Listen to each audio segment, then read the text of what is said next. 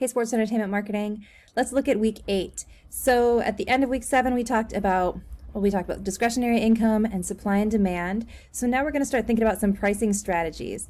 Where we're eventually going with this is you're going to be creating a product and deciding how you're going to price it, who's going to help you sponsor it, kind of the whole marketing strategy behind this product that you're going to work with. So pricing strategies is the plan for Monday, and then we're going to talk about occasion appeal and ancillary products with a focus on St. Patrick's Day and how you could create something that you could sell that would have occasional appeal and be priced appropriately.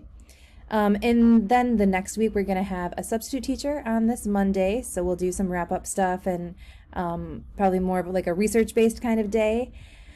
Celebrity endorsement on Wednesday and influencers on Friday. And then after that, we just have one more week. We'll be doing some work with big data and kind of have a project that wraps up all of this stuff in this unit. And then we have spring break after that. So it's coming up.